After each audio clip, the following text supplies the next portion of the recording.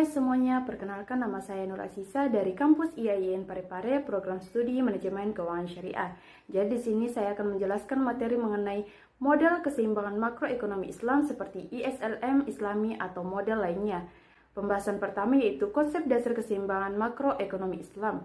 Jadi keseimbangan makroekonomi Islam adalah kondisi ketika perekonomian berjalan stabil dengan tetap mematuhi prinsip syariah. Keseimbangan ini tidak hanya menekankan stabilitas pendapatan dan harga, tetapi juga keadilan distribusi dan kemaslahatan. Ekonomi Islam menolak riba, mengaitkan sektor moneter dengan sektor real, serta menjadikan nilai etika sebagai dasar kebijakan ekonomi.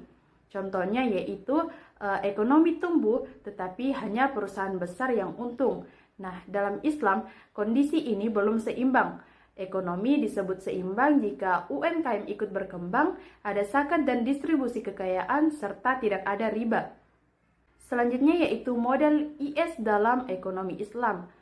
Nah, model IS Islami menggambarkan keseimbangan di pasar barang dan jasa. Dalam ekonomi Islam, investasi tidak ditentukan oleh suku bunga, melainkan oleh tingkat keuntungan atau bagi hasil yang diharapkan dari sektor real. Nah, semakin baik prospek keuntungan usaha yang halal dan produktif, maka semakin besar dorongan investasi dan peningkatan pendapatan nasional. Contohnya yaitu seperti pelaku UMKM mendapat modal dari bank syariah dengan sistem bagi hasil. Nah, jika usahanya untung, maka investor tertarik menambah modal, serta produksi meningkat dan pendapatan nasional naik. Selanjutnya yaitu model LM dalam ekonomi Islam. Model LM Islami menunjukkan keseimbangan di pasar uang syariah. Permintaan uang dalam Islam hanya untuk kebutuhan transaksi dan berjaga-jaga, bukan untuk spekulasi. Nah, jumlah uang beredar harus mendukung aktivitas ekonomi real dan dikendalikan agar tidak menimbulkan ketimpangan atau inflasi berlebihan. Contohnya yaitu seperti masyarakat menabung di bank syariah dan dana tersebut disalurkan ke UMKM, pertanian, dan industri halal. Uang beredar untuk kegiatan produktif, bukan spekulatif. Nah, selanjutnya yaitu keseimbangan ISLM Islami. Keseimbangan ISLM Islami tercapai ketika pasar barang atau IS Islami dan pasar uang syariah atau LM Islami berada dalam kondisi seimbang secara bersamaan. Titik keseimbangan ini mencerminkan pendapatan nasional yang stabil, produktif, dan berkeadilan tanpa ketergantungan pada sistem bunga. Nah, contohnya yaitu seperti investasi sektor halal meningkat dan bank syariah menyalurkan dana secara stabil. Maka hasilnya yaitu pendapatan nasional stabil, inflasi terkendali, dan kesejahteraan meningkat.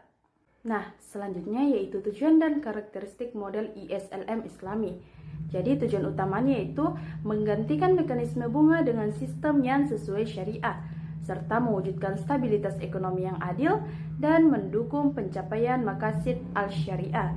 Dan adapun karakteristiknya yang pertama yaitu bebas riba, dua berbasis sektor real dan bagi hasil, yang ketiga menolak spekulasi berlebihan, yang keempat berorientasi pada kemaslahatan jangka panjang. Contohnya yaitu seperti zakat dan wakaf membantu masyarakat miskin tetap memiliki daya beli sehingga ekonomi tetap stabil. Nah, kesimpulan dari materi yang saya jelaskan tadi yaitu model ISLM Islami menjelaskan keseimbangan makroekonomi tanpa suku bunga dengan menggantinya melalui mekanisme bagi hasil dan aktivitas sektor real. Keseimbangan tercapai saat pasar barang dan pasar uang syariah sama-sama stabil sehingga perekonomian berjalan produktif, adil, dan sesuai prinsip syariah.